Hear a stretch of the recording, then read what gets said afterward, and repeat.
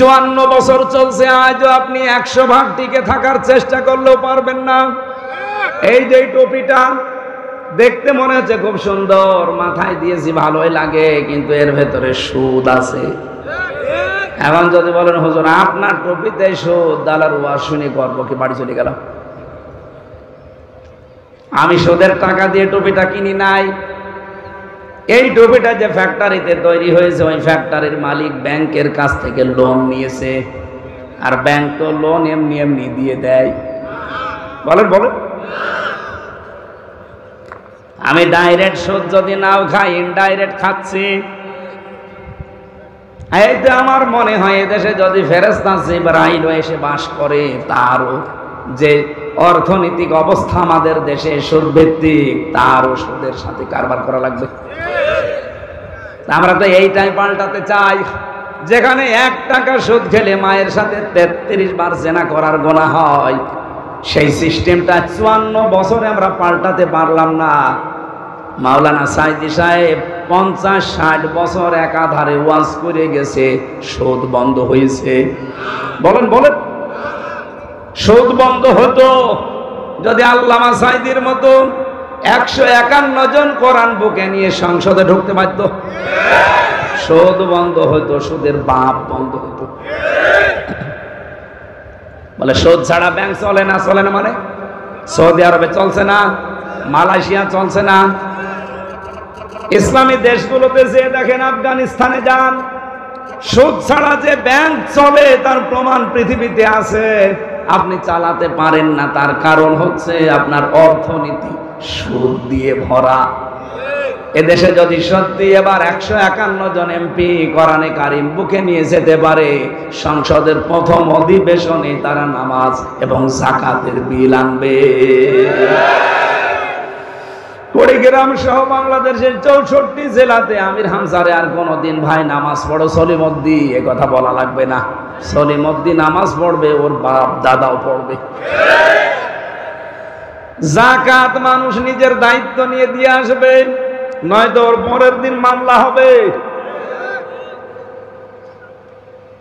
ভালো ভালো কাজগুলো তারা আইন পাশ করে জারি করা হবে, অন্যায় কাজগুলো, অবৈধ কাজগুলো আইন পাশ করে বন্ধ করে দেওয়া হবে। তখন ওসি সাহেবদের মতো যারা আছে, 8 ঘন্টার পরিবর্তে 16 ঘন্টা ডিউটি আর করা লাগবে না। 8 ঘন্টার ডিউটি আমার মনে হয় কমে 4 ঘন্টা হয়ে যাবে। খলিফাতুল মুসলিমিন হযরতে ওমর, তিনি প্রধান বিচারপতি, হযরতে আবু বকর সিদ্দিক হচ্ছে দেশের দায়িত্বে রাষ্ট্রপতি। 1 বছর পার হয়ে গেছে, কেউ একটা মামলা নিয়ে আসে না। একটা কেস করবে যে ওনার কাছে না, কেউ আসে না, কোনো বিচার নেই। হযরত ওমর যে বললেন, আবু বকর সিদ্দিক আপনি তো দেশের দায়িত্বে আছেন, আমিরুল মুমিনিন, খলিফাতুল মুসলিমিন, এক কাজ করেন, প্রধান বিচারপতির যে পদটা আছে এটা বাদ দিয়ে দেন, কারণ বেকার বেকার আমার ভাতা দিয়ে বেতন দিয়ে কোনো লাভ নেই। কেন? 1 বছর আমি দায়িত্বে আছি, এই 12টা মাসের ভেতরে একটা মামলা আমি পাইনি, তে আমি কি বিচার করব? কেউ আসেও না, আমার মামলাও নেই, খালি আমি বসে থাকি। হযরত আবু বকর বললেন, ওমর একটা বারের জন্য কি চিন্তা হয় না তোমার যে 1 বছর তোমার কাছে কোনো মামলা আসলো না কেন? মনে বলছে, হ্যাঁ আমি চিন্তা করে দেখেছি, যেই দেশের দায়িত্বশীল মানুষটা এত সৎ। কি সৎ ছিল? আমি একটা হাদিস পড়েছিলাম না, ইদা কানা উমারাউকুম খিয়ারুকুম, যখন দেশের দায়িত্বশীল মানুষগুলো সৎ হবে, তারা নেককার হবে, ওয়াগনিয়াউকুম সুমাহাউকুম, যখন দেশের ধনী মানুষগুলো দানশীল হবে, ওমরুকুম শুরা বাইনাকুম, আর সব কাজ যখন পরামর্শের ভিত্তিতে করা হবে, ফাজহারুল আরদি খায়রুল লাকুম মিন বাতনিহা, তখন কবরে যাওয়া লাগবে না, এই জমিনটাই তোমার জন্য জান্নাতের মতো হয়ে যাবে। ওয়াইদা কানা উমারাউকুম শিরারুকুম, যখন দেখবে দেশের দায়িত্বশীল মানুষগুলো, নেতাগুলো এরা খারাপ চরিত্রের, এই বাংলাদেশে এমপি হোস্টেল থেকে মেয়েদের কান্নার আওয়াজ আসে, এটা কি বাস্তব না অবাস্তব? ওয়াগনিয়াউকুম বুখালাউকুম, দেশের ধনী মানুষগুলো যখন কৃপণ হয়ে যাবে, ওয়াউমুরুকুম ইলা নিসাইকুম, যখন দেশের সব কাজ মেয়েদের পরামর্শের ভিত্তিতে করা হবে, আস্তাকার রান্নাঘর থেকে সংসদ পর্যন্ত মেয়েদের পরামর্শের বাইরে আপনি কিছু করতেই পারেন না। আমি নিচে নামলাম না, ফাবাতনুল আরদি খায়রুল লাকুম মিন যাহরিহা, তখন নবীজি বলেন যে কবরে চলে যেও, দুনিয়ায় থাকার দরকার নেই, কারণ এই দুনিয়ার জমিনটার চাইতে কবরের জমিন তোমার জন্য নিরাপদ। আমার তো মনে হচ্ছে সেই সময়ের ভেতরে আমরা আছি। কথা বলেন না কেন? হযরত ওমর বলে, খলিফা আপনার মতো মানুষ দেশের দায়িত্বে, আমি তো আপনাকে চিনি, আপনি এই খেলাফতের দায়িত্বে, রাষ্ট্রপ্রধানের দায়িত্বে থাকাকালীন আপনার ছেলে আপনার কাছে একবার বলেছিল যে বাবা আমি পায়েস খেতে চাই। দেশের প্রধানমন্ত্রীর ছেলে বলছে বাবা আমি পায়েস খেতে চাই। মায়ের কাছে যাবার পরে মা বলছেন এই মাসের বেতনটা একটু আগে আগে নিয়ে আনবেন। এই মাসে তো আমাদের বেতন দেবে মনে করেন 12,000 টাকা, এই ভাতার টাকাটা আগে থেকে নিয়ে আসেন, আগামী মাসে নেওয়া লাগবে না, অন্তত একটা আশা করেছে ছেলে তারে খেতে দেওয়া লাগবে। অনেক বলছে আমি একটু বলে দেখি। অর্থমন্ত্রী যিনি ছিলেন তার কাছে যে বললেন আমাকে আগামী মাসে তো বেতন দেবেন, ওই 12,000 টাকা মনে করেন আমারে আগে দিয়ে দেন, আগামী মাসে আমারে টাকা দেওয়া লাগবে না। অর্থমন্ত্রী ওই রকম ডাক দিয়ে বলছে খলিফা টাকা আমি দিতে পারি, কিন্তু আপনাকে লিখে দেওয়া লাগবে যে আগামী 1 মাস আপনি দুনিয়ায় বেঁচে থাকবেন, আগামী 1টা মাস আপনাকে এই চেয়ারে জনগণ বসাইয়া রাখবে, এইটা আপনি লিখে দেন তো দেখি, তারপরে আগামী 1 মাসের বেতন দেব। হযরত ওমর বসে বেতন লাগবে না। বাড়িতে যে বলছে স্ত্রী এই বলেছিলাম স্বভাব পেয়েছি, এই পায়েস খাওয়া লাগবে না। আমার মনে হয় বাংলাদেশে কোন একটা মেম্বারও পাওয়া যাবে এরকম, বলেন? আর আমি নিজে চিল্লাচ্ছি মানে আমিও কি ওইরকম? হযরত ওমর, হযরত আবু বকরের স্ত্রী উম্মে রোমানা রাদিয়াল্লাহু তাআলা আনহা, তিনি ঠিক 15 দিন পরে পায়েস রান্না করে ছেলেকে আর স্বামীকে দিয়েছেন। ছেলে তো খাওয়া আরম্ভ করেছে। হযরত আবু বকর স্ত্রীকে বললেন দাঁড়াও, কোথায় পেলে তুমি? আমি তো টাকা এনে দেইনি। হযরতে উম্মে রোমানা স্ত্রী বলছেন স্বামী আপনি মনে করবেন না আমি হারাম কোনো ইনকাম নিয়ে খাওয়াচ্ছি আপনাকে, আপনি যে প্রতিদিন যে টাকা আমাকে দেন হাত খরচের জন্য, ওখান থেকে আমি 1 মুষ্টি করে চাউল তৈরি রাখতাম, গমের আটা জব। 15 দিন তুলতে তুলতে প্রায় 2 কেজি হয়ে গেছে। এটা পাশের বাড়িতে একজনের কাছে বিক্রি করি, ওইটা দিয়ে পায়েস বানিয়েছি, এটা হালাল টাকা। হযরত আবু বকর সিদ্দিক ছেলেকে বললেন জনমের খাওয়া খাও, নিজের খাবারটা স্ত্রীকে দিয়ে বললেন তুমি খেয়ে নাও, আমি গেলাম। কোষাধ্যক্ষ যিনি ছিলেন, অর্থমন্ত্রী যিনি ছিলেন, তাকে বললেন আগামী মাস থেকে আমার বেতন যেহেতু 12,000, 10,000 টাকা দিলেই হবে, কারণ আমি হিসাব করে দেখলাম আমার স্ত্রী 10,000 টাকা হলেও সংসার চালাতে পারে। এই 2,000 টাকা আমি উদ্বৃত্ত নিয়ে জনগণের কাছ থেকে কিয়ামতে কি জবাব দেব? হযরত ওমর বললেন খলিফা আপনার চরিত্র তো আমি জানি, আপনি কোন পর্যায়ের মানুষ, আপনার মতো মানুষ দেশের দায়িত্বে আছে। আমার মনে হয় এটা শুধু ইতিহাসের পাতায় হাদিসের পাতায় পড়েছি, এই বাংলাদেশে আমরা নিজের চোখেও দেখেছি। মাওলানা মতিয়ার রহমান নিজামী এর জ্বলন্ত প্রমাণ। একজন মন্ত্রী, আপনি বোঝেন, মেম্বার না, চেয়ারম্যান না, ভাইস চেয়ারম্যান না, উপজেলা চেয়ারম্যান না, মেয়র না, এমপি না, উনি মন্ত্রী। অথচ এখনো পর্যন্ত পাবনায় যে দেখেন ওনার বাড়িটা চারিদিকে মাটির দেওয়াল দেওয়া, উপরে টিন দেওয়া।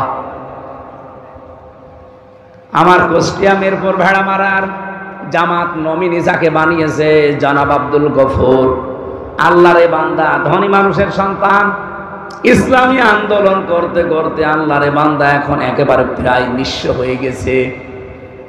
একটা বাড়ি আছে মিরপুরে কুষ্টিয়ায়, বাড়িটা যে রং করবে সেই টাকাটাও তার নেই, অথচ উনি এমপি নমিনি।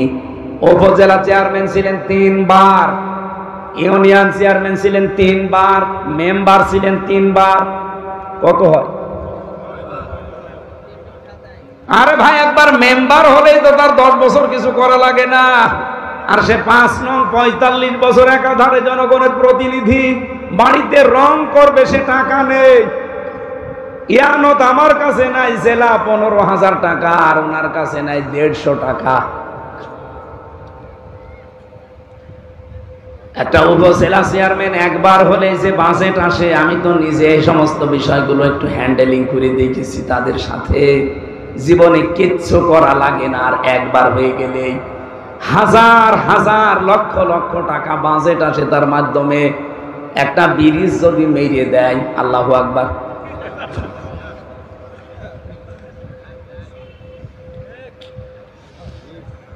আমি যখন চুয়াডাঙ্গায় পড়তাম দর্শনা, এই যে চিনির মিল, চিনি আসে, এই জেলায় চিনির মিল আছে নেই? দেওয়ানগঞ্জ আছে। সবচাইতে বড় চিনির মিল এই বাংলাদেশে চুয়াডাঙ্গার দর্শনা কেরুস মিল। এত বড় বিশাল মিল আজ পর্যন্ত কোনোদিন লাভের মুখ চোখে দেখেনি। প্রতি বছরে লস হয়। শুধু একবার লাভ হয়েছিল, যেবার শিল্পমন্ত্রী ছিল মাওলানা নিজামী। এমনি হয়নি, উনি এমন একজন সৎ এমডি কে পাঠিয়েছিলেন যে দায়িত্বতে সঠিকভাবে পালন করলে ওখান থেকে লস না লাভ হয়। তার প্রমাণ এইটা। আমি তখন ওখানে পড়তাম, আমি দেখেছি নিজের চোখে। রাত 2টার সময় এসেছে উনি, ঢাকা থেকে ওনারে পাঠিয়েছে মাওলানা নিজামী গোপনে যে যান, এতদিন তো লস হয়, এবার দেখি ওখানে লাভ বের করা যায় কিনা। আল্লাহর বান্দা ওখানে রাত 2টায় পৌঁছিয়েছে। দারোয়ানকে পরিচয় দেওয়ার পরে দারোয়ান তা ভয়ে ঘাবড়িয়েছে। দারোয়ানকে বলছে, তোমার ডিউটি কয়টা পর্যন্ত? এই কয়টা। ঠিক আছে, তোমার পোশাকটা একটু খুলে দাও। ওনার পোশাক খুলে নিজের গায়ে নিয়েছে, আর ওনার যে জামা ছিল হাফ জামা, ওইটা বলছে তুমি এইটা পরিধান করে তোমার ওই যে ঘর আছে ঘুমিয়ে পড়ো, বাকিটা আমি দেখছি। ফজরের নামাজ পড়েছে আল্লাহর বান্দা, ড্রাইভারকে দিয়ে গাড়ি বাংলোতে পাঠিয়ে দিয়েছে। ফজরের নামাজ শেষ করার পরে দারোয়ানের পোশাক, সকাল থেকে ডিউটি শুরু, সবাই আসতেছে, একটা একটা করে দরজা খুলে দিচ্ছে। 10টা পর্যন্ত খুলে দিয়েছে। 10:45 বাজে একজন অফিসার এসে গাড়ির হরেন দেয়, খুলতে চাই না। কি গো, আজকে দারোয়ান কি হয়েছে, ঘুমিয়ে গেল নাকি? তাকিয়ে দেখে দাঁড়িয়ে দারোয়ান, কিন্তু দরজা খোলে না। এই বেটা, দরজা খুলে দেন না, আপনার জন্য আজকে দরজা খোলা হবে না। এখন বাজে 10:45, আপনি আজকে বাড়ি চলে যান। আরে দারোয়ানের বাচ্চা, 45 মিনিট মাত্র লেট, আর আমি বাড়ি চলে যাব মানে? এই মেলের আমি 3 নাম্বার দায়িত্বে আছি। উনি বলছে, আপনি যত বড় দায়িত্বে থাকেন না কেন, আমিও নতুন এসেছি, আপনাকে আমি ঢুকতে দেব না, কারণ আপনার 45 মিনিট লেট। 10টার আগ পর্যন্ত আমি সবাইকে ঢুকিয়েছি, 10টার পরে যারা এসেছে বার্গেনিং করে হলো ফেরত দিয়েছে। বাবা মা তুলে যখন কথাবার্তা আরম্ভ করেছে, বলছে ঠিক আছে স্যার আপনি যান। অনেককে তো ফেরিয়ে দিলাম, আপনার মুখের ভাষা যা, আর আপনার যা রোগ পাক, আপনার দ্বারা হবে না, যান আপনি। দারোয়ানকে বলছে, বেটা তোর পোশাক নিয়ে। চলে গেছে ঘরে। অফিসে প্রবেশ করে ডাক দিয়েছে যে অমুককে একটু ডাক দেন। এসে দেখে ওই দারোয়ান, কিন্তু পোশাক আশাক উল্টা পাল্টা। ভেতরে যাওয়ার পরে বলছে, স্যার, বলে আপনার সালাম দেওয়া লাগবে না, কারণ আপনার মুখে সালাম মানায় না। এ সালাম আমরা যার কাছ থেকে পেয়েছি সেই মুহাম্মদ রাসূলুল্লাহ জীবনে কোনোদিন কাছে ফাঁকি দেয়নি। আপনার যে দাড়ি এত বড় বড় দাড়ি কেটে ফেলেন, আপনার মুখে দাড়ি মানায় না। কিসের জুব্বা গায়ে দিয়েছেন আপনি, মাথায় আবার পাগড়ি দেওয়া। আপনার জন্য পাগড়ি না, এই পাগড়ি আপনার মাথায় থাকলে আপনি যে ফাঁকি দেন, আপনার জন্য রাসূলুল্লাহর বদনাম হবে। এক বছরের ভেতরে এমন কড়াকড়ি, এমন টাইট করেছিল, ওই বছরে এত দিনের মিল কোনোদিন লাভ হয়নি, এবার লাভের মুখ চোখে দেখেছে। দেশের নেতাগুলো সত্যি কথা বলছি, কোরআন সামনে নিয়ে, মাত্র 1628 জন মানুষ দায়িত্ব পালন করে এই দেশে। এই 1628 জন মানুষ যেদিন আবু বকরের মতো, ওমরের মতো হবে, এই দেশটা একটা মিনি জান্নাত হয়ে যাবে। আমার ভাইরা, যে কথা তুলেছিলাম আপনাদেরকে বলার জন্য, আমাদের অনুসরণ যদি আজকে শুধু আংশিক করে আমরা শেষ করে দেই, রাজনীতিতে মানতে পারি না, রাষ্ট্রীয় জীবনে মানতে পারি না, পারিবারিক জীবনে মানতে পারি না, শুধু ব্যক্তিগত জীবন, আরে এই 3.5 হাত বডিটা, তাছাড়া আমার আয়ত্তে, আমার নিয়ন্ত্রণে কিচ্ছু নেই। আপনার এখন নিজের বিবেককে প্রশ্ন করে বলেন, আল্লাহ আমাদেরকে ভালোবাসা আরম্ভ করেছে না? কারণ আমাদের অনুসরণ তো পূর্ণাঙ্গ হচ্ছে না, আংশিক হচ্ছে। আমি একজন জীবনী পড়ছিলাম, ওর নাম আব্দুল্লাহ ইবনে উবাই। এই লোকটার পুরা জীবন আমি পড়েছি, কোনো ভুল আমার চোখে ধরা পড়েনি, শুধু একটা ভুল পেয়েছি। ওর মাথা থেকে পা পর্যন্ত রাসূলের সুন্নাত ছিল। আল্লাহর নবী একদিন শুধু বলেছিলেন যে আল্লাহর কাছে নাম প্রিয় আব্দুল্লাহ আর আব্দুর রহমান। মসজিদে নববীতে কথা শোনার পরে ও দৌড় দিয়েছে। বাড়িতে যে নিজের ছেলেকে ডাক দিয়ে বলছে, তোর নাম পাল্টিয়ে দিলাম আব্দুল্লাহ। ছেলে ছিল, ছেলের নাম পাল্টিয়েছে। নাতি ছেলে ছিল, নাতি ছেলের নাম বলছে আব্দুল্লাহ। ওর বাবার নাম পাল্টিয়ে দিয়েছে আব্দুল্লাহ, ওর দাদার নাম পাল্টিয়ে দিয়েছে আব্দুল্লাহ, এমনকি ওর নিজের নামও পাল্টিয়ে দিয়েছে আব্দুল্লাহ। আব্দুল্লাহ দরকার 1 2 3 4 5 6 নম্বর হিসাবে ডাকবো, তাও আমাদের নাম কি? নবীজির কথা শোনার পরে কি অনুসরণ করতে বলেন তো? নিজে নবীজির পেছনে নামাজ পড়তো, ইফতারি করতো নবীর সাথে, সব আমি ওকে পেয়েছি। শুধু রাজনৈতিক জীবনে ও রাসূলুল্লাহকে মানত না, ওর আদর্শ ছিল তলে তলে আবু জেহেল। আমার মনে হয় বাংলাদেশে এরকম লোক নেই। আছে মানে আমরা আছে মানে। আরে কথাগুলো সঠিকভাবে বোঝাতে গেলে বলো, হুজুর টেনে কথা বলছেন। কে বলেছে আপনাকে?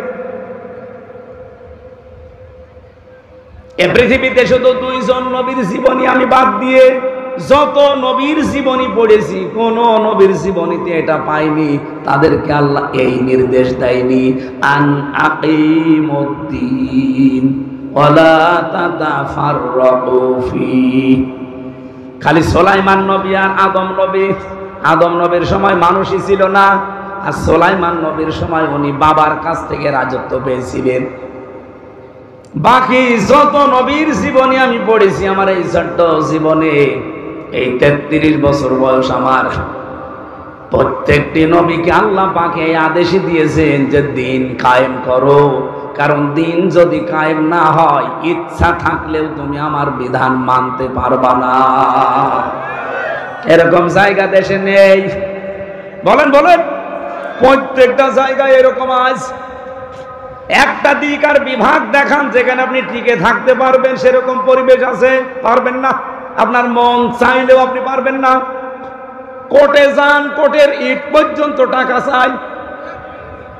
আমি তো এই 3 বছর ঘোরাঘুরি করে দেখলাম, কোর্টে যাবেন, কোর্টের অন্যান্য জায়গায় তো টাকা লাগে। আমার মনে হয় ইটও তাকিয়ে আছে, হুজুর টাকা দেন। এটা বাস্তবগত সত্য, আমরা নিজে প্রমাণ পেয়েছি। এই জন্য বললাম, আমরা চাচ্ছি এই সিস্টেম পাল্টাতে, যদি আপনাদের সমর্থন থাকে। আর যদি আপনাদের সমর্থন না থাকে, আবার এই দেশে ঠিক ওই ফ্যাসিস্টদের আগমন ঘটবে। আবার আপনাকে চাঁদা দেওয়া লাগবে, আপনি আবার রাহাজানি, চিন্তায়, খুনের সম্মুখীন হবেন। মালয়েশিয়া বাংলাদেশের চাইতে প্রায় 7 ডবল বড়। আমি প্রতিদিন রান করতাম প্রায় 2000 কিলো, 2200 কিলো, 3000 কিলো পর্যন্ত। এত বড় বিশাল দেশ, রাত 12টা, 1টা, 2টা, 3টা নেই, ড্রাইভারকে নিয়ে চলে যাচ্ছি এই প্রদেশ থেকে ওই প্রদেশে। 2000 কিলোমিটার, 3000 কিলোমিটার রাস্তা, মরুভূমির ভেতরে, চারিদিকে শুধু পাহাড় আর জঙ্গল, কিচ্ছু নেই, একটা মানুষের কোনো দেখা নেই। 40 কিলো, 50 কিলো, 100, 200 কিলো যাওয়ার পরে একটা দুইটা ঘর বাদে শরীর সমসম করে ওঠে। ড্রাইভার আমারে বারবার বলছে, হুজুর কোনো ভয় নেই, শুধু আল্লাহকে ভয় পাবেন, সামনে কেউ আসবে না। সুবহানাল্লাহ বলতে পারেন না? চলাফেরা করে কি শান্তি বলেন তো, যে আল্লাহর ভয় ছাড়া কোনো ভয় নেই? আপনার কাছে সাদা সাদ দূরের কথা, সয়া কারো বলবে না, দয়া করো বলবে না। আর আপনি এখান থেকে কুষ্টিয়া মাত্র 300 কিলোমিটার পথ। এই 300 কিলো যেতে আমার কমপক্ষে 10 জায়গায় গাড়ি তো এমনি থামানোই লাগবে, যদিও নিরাপত্তার জন্যে। বাকি যদি আল্লাহর কোনো ওলি ধরে, আমার কর্ম শেষ। ওনারা ধরলে তো চা খাওয়ার জন্য অন্তত 500-1000 টাকা দিলে ছাড় পাবো। আর যদি ওরা ধরে, এই জেল থেকে বের হওয়ার পরে একবার যাচ্ছিলাম লক্ষ্মীপুর থেকে, আমি তো গাড়িতে উঠে পেছনে ঘুমিয়ে পড়ি। হঠাৎ দেখি ড্রাইভার আমারে ডাকতেছে, হুজুর রাস্তায় গাছ ফেলা। ওঠার পরে কাজ খুলে দিলাম, মুখ বাঁধা, শুধু চোখ দেখা যাচ্ছে কালো কাপড় দিয়ে, এত বড় বড় ছুরি। আমার দিকে তাকিয়ে বলছে, হুজুর আপনার টাকাও নেব, আল্লাহ মাফ করবে। আরে তাড়াতাড়ি, এত বড় ছুরি, যা ছিল সব দিয়েছি। আমারে বলছো যে এত দূর কুষ্টিয়ায় বাড়ি যাবেন, তেলের টাকা মাকা আছে? বললাম না, সবই দিয়েছি। কিছু টাকা বের করে বলছে, তেল কিনে নিয়ে যান, কাজে লাগবে। 1-2 কিলো আসার পরে ড্রাইভার বলছে, হুজুর ডাকাতে ধরলো, তাতে কি? ডাকাত হলেও ইমানদার ডাকাত। মাত্র কয় কিলো হবে? 300-350 কিলো পথ কুষ্টিয়া থেকে। এতটুকু যেতে আমার কত টেনশন মনের ভেতরে কাজ করছে।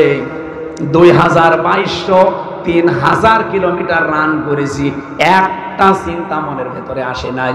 শুধু এতটুকু ড্রাইভার অভয় দিচ্ছে যে আল্লাহ বাদে কোনো ভয় আপনার সামনে নেই। তারপরেও তো মালয়েশিয়াতে, সিঙ্গাপুরে ইসলাম আছে? নেই।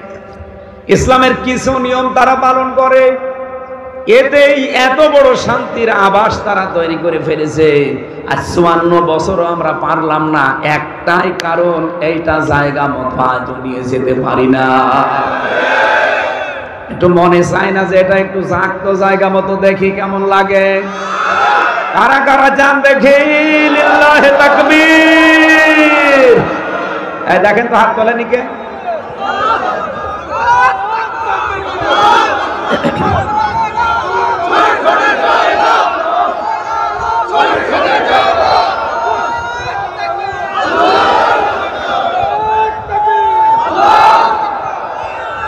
আলহামদুলিল্লাহ ভাই, নবীজিকে এই রবিউল আউয়াল মাসে শুধু আংশিক না, এই আব্দুল্লাহ ইবনে উবাইয়ের মতো না, পূর্ণাঙ্গ অনুসরণ করে নবীর সাথে জান্নাতে যেতে চায় ইনশাআল্লাহ। আমার আজকের আলোচনার বিষয় কি বলেছিলাম মনে আছে? সাবধান, কার আদর্শ অনুসরণ করছে। এবার আসেন সূরা আরাফ থেকে, নাকি চলে যাবেন? বেশি হয়ে গেল নাকি? সূরা আরাফ তাফসীর করতে হলে উসুলে তাফসীরের মূল নীতি আছে 15টা। যারা মুফাসসির এখানে আছে, যারা তাফসীর পড়ায়, এর 15টার ভেতরে 13 নাম্বার একটা কায়দা আছে যে কোনো আয়াত থেকে তাফসীর করতে হলে তার আগের আয়াত পরের আয়াতের সাথে সম্পর্ক কি, এটা আপনাকে আগে জানা লাগবে। এটা মূল নীতির ভেতরে পড়ে। 2 নম্বরে, 1 নম্বরে শুদ্ধ তেলাওয়াতের ভেতরে আসি, আমরা পড়েছি। এরপরে মাতৃভাষায় অর্থ, এটা আমরা করব। 3 নম্বরে ঐতিহাসিক প্রেক্ষাপট, শানে নজুল। এরপরে ব্যাখ্যা, ওই আধুনিক ব্যাখ্যা দেওয়া লাগবে, মানধাত আমলের ব্যাখ্যা বাদ। এখন আধুনিক ব্যাখ্যা দেওয়া লাগবে, কি দরকার এই আয়াত থেকে। একটা একটা করে এভাবে তাফসিরে ফি জিলালিল কোরআন সাইয়্যিদ কুতুব রাহমাতুল্লাহ আলাইহি প্রায় 15টা দিয়েছেন। তাহলে আমরা দেখি সূরার নামকরণের ভেতরে আছে এটা, সূরার নাম যেহেতু সূরা আরফ, কি বললাম? আরো জোরে বলেন, আরফ। এর শাব্দিক অর্থ হচ্ছে পরিচিত হওয়া প্রাচীর। জান্নাতের আর জাহান্নামের মাঝে একটা প্রাচীর দেওয়া থাকবে, ওখানে আল্লাহ কিছু মানুষকে বসিয়ে দেবে, ওরা জান্নাতেও যাবে না জাহান্নামেও যাবে না। এটা 46-47 নাম্বার আয়াতে আছে এই নামকরণের বিষয়গুলো। অবাইনাহুমা হিজাব ওয়া আলাল আরাফি রিজালুন ইয়ারিফুনা বিসীমাহুম ইলা আখির আয়াত। রব্বুল আলামিন বলেন, এমন কিছু মানুষকে আমি আরাফ নামক এই প্রাচীরের উপরে দাঁড় করিয়ে দেব, এরা জান্নাতেও যাচ্ছে না জাহান্নামেও যাবে না। নবীজি কিন্তু শেষে আর বলেননি যে এই মানুষগুলো যাবে কোথায়। কুড়িগ্রামবাসী আপনার নিজের দিকে এবার তাকিয়ে বলেন তো, আল্লাহ যদি এই প্রাচীরে আমাকে আপনাকে দাঁড় করিয়ে দেয়, জান্নাতও পাবেন না জাহান্নামেও যাবেন না, ওখানেই বসে থাকা লাগবে। এবার সাহাবী প্রশ্ন করলেন, নবীজি ওরা জান্নাতে যাবে না কেন? বিশ্ব নবী বলেন, একটা মাত্র কারণ, ওদের সব ভালো ছিল, মায়ের সাথে আর বাবার সাথে সম্পর্ক ভালো ছিল না। এরকম সন্তান দেশে নেই? বলেন বলেন। শুধু আছে বলে আপনি শেষ করে দিচ্ছেন না, আমি এর সাথে একমত না। বাংলাদেশের কোন সন্তান যত খারাপ হোক, ও কোনো দিন চাবে না যে বিয়ের পরে আমার মা বাবা আমার থেকে দূরে চলে যাক, আলাদা হয়ে যাক, বৃদ্ধাশ্রমে থাকুক, না, কোনোদিন চায় না। এটা চাওয়ার পেছনে যারা ভূমিকা পালন করে তারা হচ্ছে আপনার বউ। এই এলাকায় মনে হয় এখনো শুরু হয়নি। সম্মানিত মা বোন যারা এসেছেন, আপনারা খালি আমাকে দোষারোপ করেন যে হুজুর আমাদের পেছনেই শুধু লেগে থাকে। আপনাদের ভালোবাসি আমি বেশি। ভালো করে শোনেন, প্রত্যেকটা সন্তান তার মায়ের সাথে বাবার সাথে জড়িয়ে থাকা জিনিসকে বেশি ভালোবাসে। এই জন্য মানুষের স্বভাবই এইটা। আমার এই 33 বছর, এরপরও আমি বাড়িতে গেলে আমার মায়ের আঁচল ধরে থাকি। আমার মার কাছে আমি এই 33 বছরের সারা দেশ পরিচিত আমির হামজা না, আমি সেই ছোট্ট হামজায় আছি। কি কথা বলেন না? আপনি দেখেছেন যে 90 বছর মায়ের বয়স, 70 বছর ছেলের বয়স, মায়ের চাইতে ছেলে মাত্র 20 বছরের ছোট। এত বড় মুরব্বী ছেলেকে মা ধরে ছড়াচ্ছে, দেখেননি? এই যে থাপ্পড় মারে মা ছেলেকে, এটা কি আসলে থাপ্পড় না মায়া মহব্বত? এই মায়ের কাছে যত বড় ছেলেই হোক, 70 কেন, ওই ছেলের বয়স যদি 80 বছরও হয়, তাও মনে করবে আমার সেই ছোট্ট মকসেদ আলী আছে। পৃথিবীর প্রতিটা সন্তান তার মায়ের সাথে বাবার সাথে জড়িয়ে থাকা জিনিসকে বেশি ভালোবাসে। এই জন্যে বৌমা যারা এসেছেন পুত্রবধূ, তাদেরকে বলবো, যদি স্বামীর সত্যি মন পেতে চান, যদি সত্যি মনে করেন যে স্বামী আমাকে মন থেকে ভালোবাসুক, তাহলে আপনি এই স্বামীর মায়ের আপনার শাশুড়ি মেয়ে হয়ে যান। যত কাছাকাছি থাকতে পারবেন, তার খেদমত যত বেশি করবেন, তার সাথে যত মিশে থাকতে পারবেন, তত বেশি আপনি স্বামীর কাছে দামি। আর যদি মা বাবার সাথে সম্পর্ক আপনার ভালো না থাকে, শাশুড়ির সাথে যদি দাঁড় কোমড়ার মতো সম্পর্ক হয়, এই ছেলেটা হয়তো আপনার ওই সন্তানের কারণে, ছেলে মেয়ের কারণে আপনাকে কিছু বলতে পারে না, কিন্তু মনে মনে সে মানসিক রোগী হয়ে যায়। এরকম রোগী আছেন কারা? হাত তোলেন তো। এই এলাকা তো ভালো, অনেক ভালো। কুড়িগ্রামবাসী, বিশেষ করে মেয়েরা যারা এসেছেন, আপনাদের আমার একটাই ওয়াজ, শুধু নামাজ পড়ে রোজা রেখে কালো বোরকা পরে জীবনও জান্নাত যেতে পারবেন না। আপনার সবচাইতে বড় দায়িত্ব আল্লাহর বিধানের পরে আপনার স্বামী। আপনার স্বামী যেটা জায়েজ, ওইটা যদি পছন্দ করে, আপনাকে ওইটা জীবন দিয়ে হলেও পছন্দ করা লাগবে। আমি নিজে একজন স্বামী, যত স্বামী আছে এখানে প্রত্যেকটা স্বামীর পক্ষ থেকে আমি বলতে পারি, প্রতিটা স্বামী আমরা চাই আমি গরিব আর ধনী হই, আমার মা বাবা আমার সাথে থাকবে। এটা চান না? 100টার 98টা বউ এটা চাই না নাকি বেশি বলে ফেললাম? কি এটা জায়েজ কাজ? আর আমি নিজে পছন্দ করি, আমি চাই, আপনি এটা চান না কেন? আপনার বাবা আমার কাছ থেকে কি টাকা নিয়ে এসে দেওয়া লাগে? আমার খেয়ে থাকি না খেয়ে থাকি, আমার 25 বছর আমার পেছনে শ্রম দিয়েছে বিনা স্বার্থে। এই মা এই বাবা এরা আমার সাথে থাকবে। আমি যদি পান্তা ভাতও খাই তারা তাই খাবে, কিন্তু আমি পারি না শুধু আপনার কারণে। আপনি খালি কানের কাছে মুখ নিয়ে বলেন এ বুড়ি বুড়ি যদি বাড়ি থাকে তো ভাত খাবো না। শেষ পর্যন্ত বাধ্য হয় অনেক ছেলে মা বাবাকে হয় আলাদা করে দেয় অথবা বৃদ্ধাশ্রমে রেখে আসে। সেদিন কিশোরগঞ্জে ছিলাম, একটা বৃদ্ধাশ্রমে আমার নিয়ে গেল দেখার জন্য। দেখি এইদিকে 25 জন বাবা, এইদিকে 25 জন মা চেয়ার নিয়ে বসে আছে। আমি দেখতে যাব এই জন্যে কর্তৃপক্ষ বলেছে হুজুর আসতেছে আপনারা বসেন। একটার সাথে আর একটা কথা বলছিলাম যে কি এদের মনের দুঃখগুলো। যেই কয়জনের সাথে কথা বলেছি প্রত্যেকটা মার বাবা হাওমাও করে আমারে ধরে হাওমাও করে কেঁদেছে আর বলেছে আমাদের বৃদ্ধাশ্রমের জীবনের জন্য শুধু আমার ছেলে দায়ী না, বৌমা দায়ী। আমি আশা করব আগামীতে যেন এই পরিবেশ আমাদের আর দেখতে না হয়।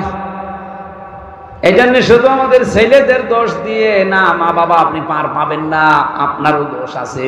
আপনার দোষ হচ্ছে 4টা কাজ আপনার প্রতি ফরজ ছিল, আপনি একটাও করেননি। 1 নম্বরে আমার একটা সুন্দর নাম রাখার দরকার ছিল আপনার। আপনি কি নাম রেখেছেন আমার?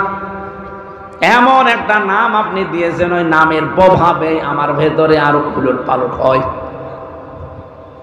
আপনি এমন নাম রেখেছেন সন্তানের ওই নামের প্রভাব পড়বে তার জীবনের উপরে। আমি সেদিন কুষ্টিয়ার বড় বাজারে একটা দোকানের নাম লেখা দেখলাম মিহাদ স্টোর। দোকানদারকে বললাম কি লিখেছেন? বলছে হুজুর আমার ছেলের নাম। ছেলের নাম মিহাদ রেখেছেন কেন? বলছে কোরআন শরীফ পড়তে গিয়ে পেলাম অবিসাল মিহাদ। বিশাল মিহাদ মানে কি? জাহান্নামের নিকৃষ্ট স্থান।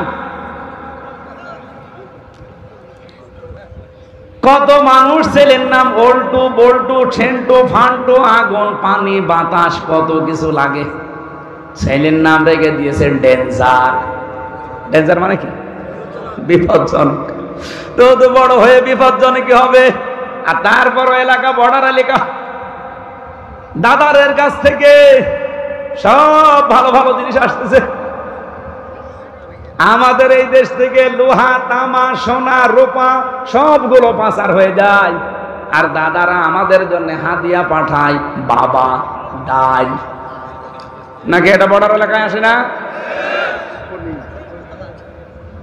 মুসলমানের সন্তান যারা, আমি অন্য ধর্মের কথা বাদ দিলাম, যেহেতু আমাদের দেশে অন্তত আইনও আছে মাদকের বিরুদ্ধে, জিরো টলারেন্স। এরপরও কোরআনে কারিমে আমার আল্লাহ তিনবার ধাপে ধাপে আয়াত নাযিল করে মদকে হারাম ঘোষণা দিয়েছেন, এই মাদককে। রব্বুল আলামিন জানিয়েছেন ইয়া আইয়ুহাল্লাযীনা আমানু ইন্নামাল খামরু ওয়াল মাইসিরু ওয়াল আনসাবু ওয়াল আজলামু রিজসুম মিন আমালিশ শাইতান। ঈমানদারেরা তোমাদের জন্য 4টা কাজ বিশেষ করে হারাম করে দিলাম। এই যে জুয়া খেলা, এরপরে মদ, এরপরে মানুষের যে ভাগ্য, তীর মেরে ভাগ্য অথবা হাত দেখায় অনেকে হাতে কি আছে, এরকম 4টা কাজ আমি তোমাদের জন্য হারাম করে দিলাম। শুধু হারাম না, এইগুলো হচ্ছে রিজসুম মিন আমালিশ শাইতান, শয়তানের ঘৃণিত কাজ। এই মাদক এটা শয়তান পর্যন্ত ঘৃণা করে। শয়তানও যেটা ঘৃণা করে সেইটা অনেক মুসলমানের ছেলেরা করছে। বলেন কিয়ামতের দিন দুনিয়ায় যতটুকু মদের সাথে আপনি জড়িত থাকবেন অতটুকু পরিমাণে রক্ত পুষ গরম করে আপনাকে আল্লাহ খাওয়াবে। শুধু খাওয়ালেই তো হয়ে যায় না, কোরআন বলছে এটা মুখের ভেতরে দেওয়ার সঙ্গে সঙ্গে যত কিছু পেটের ভেতরে আছে সবগুলো নাড়ি ভড়ি পায়খানার রাস্তা দিয়ে সব বের হয়ে যাবে। আশা করছি এই সমস্ত কাজে যদি কোনো মুসলমানেরা থাকেন, এই মুহূর্তে জীবনের মতো তওবা করে ফিরে আসেন। আপনার জন্য প্রশাসনের রাত দিন ঘুম হারাম হয়ে যাচ্ছে। কি দায় পড়েছে তাদের, আপনি খারাপ হয়ে গেলে? দায় তো এতটুকু যে রাষ্ট্র তার দায়িত্ব দিয়েছে, তারা হিমশিম খেয়ে যাচ্ছে। আশা করছি আপনি আজকে থেকে ফিরে থাকার চেষ্টা চালাবেন। আল্লাহ কবুল করুন, আমিন। তাহলে আরাফ নামক স্থানে আল্লাহ জাহান্নামে দেবে তাদের যারা মা বাবা অবাধ্য সন্তান। 2 নম্বরে তারা জাহান্নামেও যাবে না। জাহান্নামে যাবে না কেন? নবীজি বলেন এই মানুষগুলো আর যাই করুক জমিনে দিন কায়েম করার জন্য তাদের চেষ্টা প্রচেষ্টা ছিল সর্বাগ্যে। সুতরাং দিন কায়েমের জন্য যদি আপনার চেষ্টা থাকে, আর যাই হোক আপনি জাহান্নামে যাবেন না। কিন্তু দিন কায়েমের কথা বললে এই পৃথিবীতে সবচাইতে বেশি মন খারাপ হবে, খারাপ লাগবে, কষ্ট পাবে, রাগ করবে কারা? কাবুর আলাল মুশরিকিনা মা তাদউহুম ইলাইহি।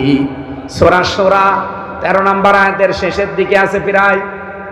আল্লাহ পাক বলেন, হে নবী আপনি যেদিকে ওদেরকে ডাকেন যে দিন কায়েম করো, ব্যক্তি পরিমাণ সমাজ রাষ্ট্রে আল্লাহর বিধান প্রতিষ্ঠা করো, এটা বললে তো সব চাইতে বেশি খারাপ লাগে মুশরিকদের।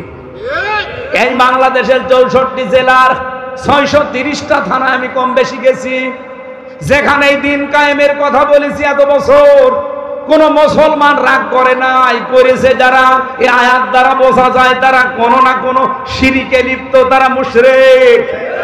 কথা বলেন। দিন কায়েমের কথা শুনলে রাজনীতির গন্ধ খোঁজে, দিন কায়েমের কথা শুনলে হুজুরের উপরে রাগ করে তারা। ওরা আর মুসলমান নেই, ওরা মুশরিক।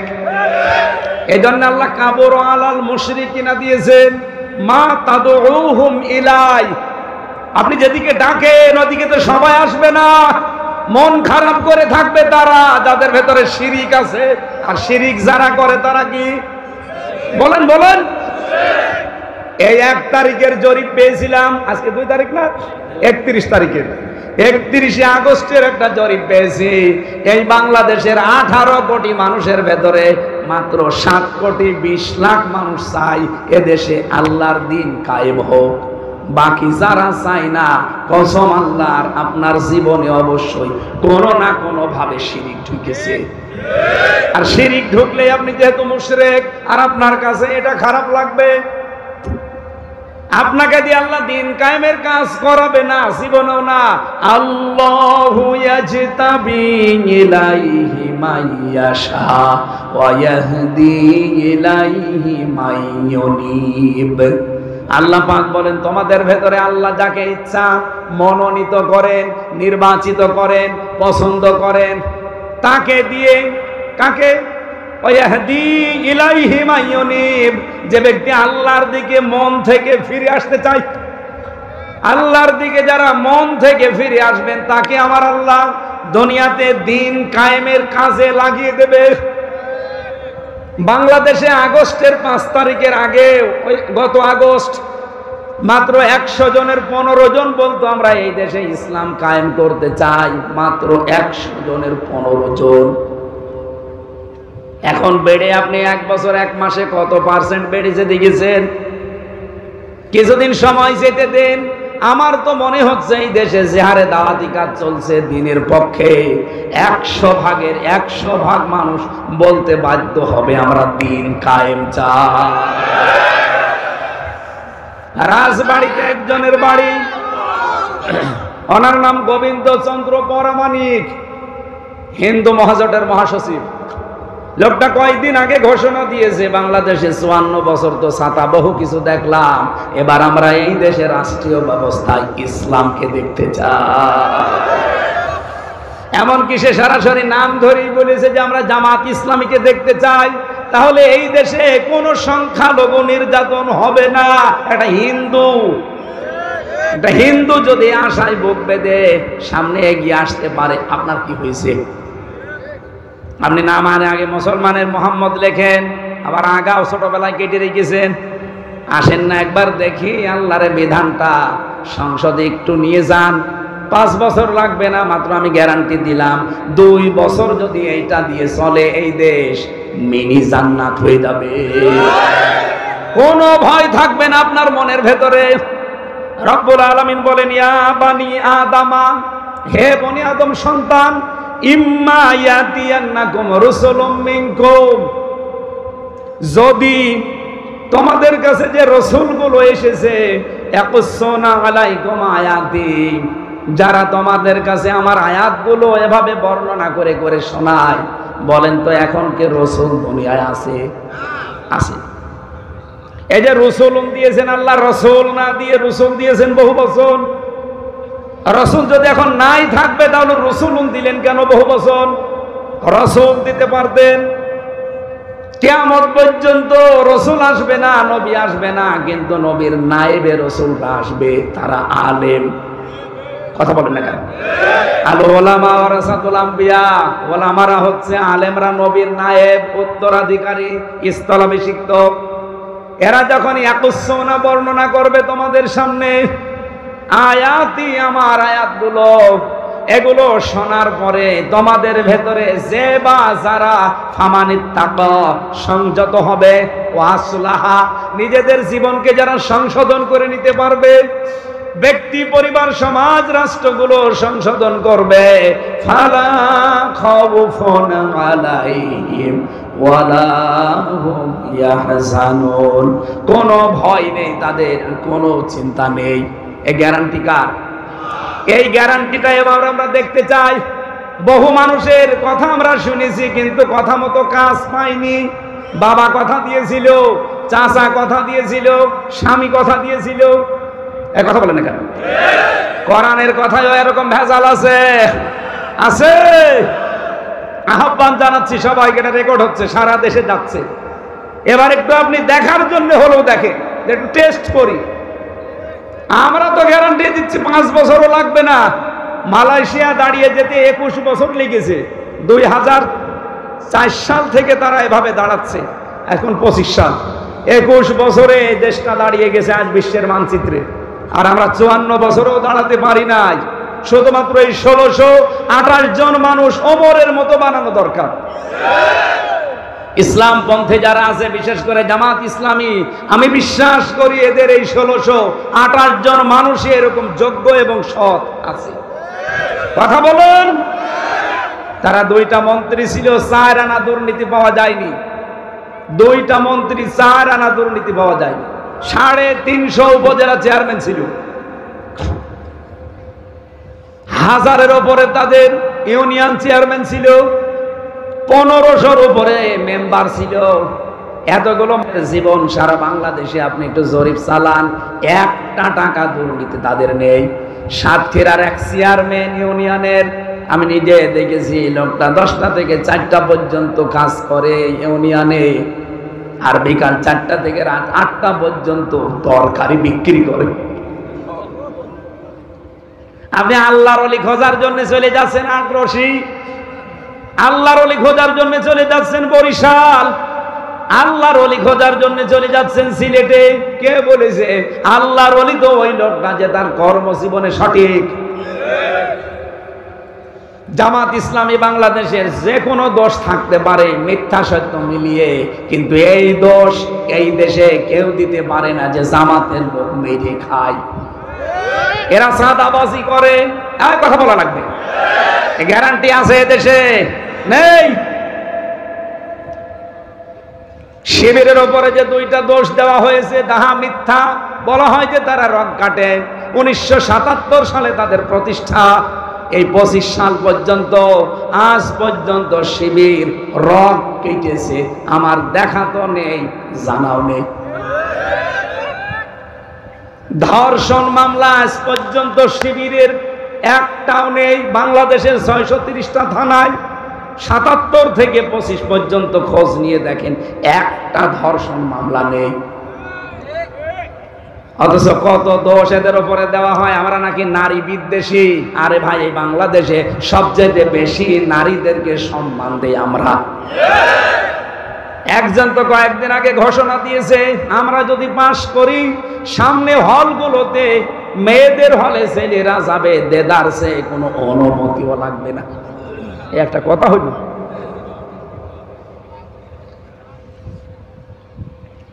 ইসলাম যদি এবার যেতে পারে, রাত 12টা নেই, সকাল 10টা নেই, মেয়েদের হলে আপনি পুরুষ মানুষ কোন কারণে যাবেন বলেন?